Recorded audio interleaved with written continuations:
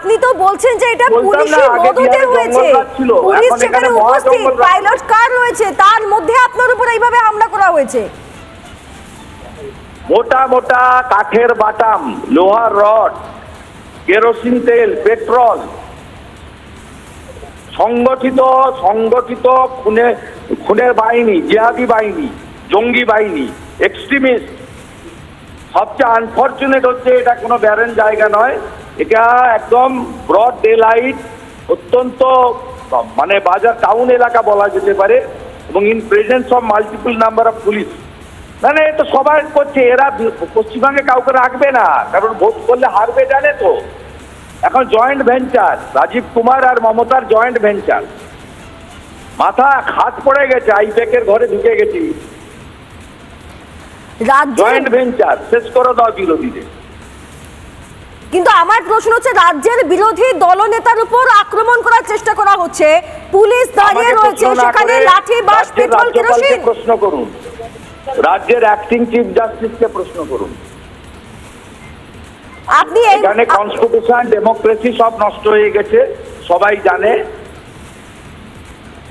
এটা দিয়ে ছাড়া হবে না। আমি ধর্ণা দিচ্ছি, আমি এফআইআর দেবো। ওরা বলবে এফআইআর পাইনি, কাকে ধরবো? আমি তো নাম দিয়ে দিয়েছি, কারা করেছেন তাদের নাম আমি দিয়ে দিয়েছি। পশ্চিমবাংলার লোককে আমি জানাতে চাই এদের নাম। 1 নম্বরে দেবাঞ্জন মণ্ডল, সীতা রঞ্জন মণ্ডল, ভিলেজ হচ্ছে সারবেড়া। দ্বিতীয় বাণীব্রত চৌধুরী, পিতা দিলীপ চৌধুরী, সাং হচ্ছে ওরা। দেবাঞ্জন মণ্ডল, পিতা রঞ্জন মণ্ডল, ভিলেজ হচ্ছে সারবেড়া। দ্বিতীয় বাণীব্রত চৌধুরী, পিতা দিলীপ চৌধুরী, সাং হচ্ছে ওরা।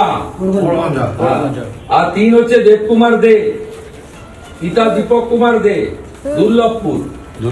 কাঞ্চন রায়, অরিন্দম ঘোষ, স্মৃতিরঞ্জন দাস, অভিষেক সিনহা, শাহরুখ খান।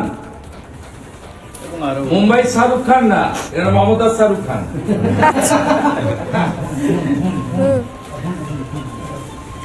আমার 3টি কোর্টের অর্ডার আছে, WPA 10597/21, WPA 4191/21 এবং অর্ডার ডেটেড 16/8/2021।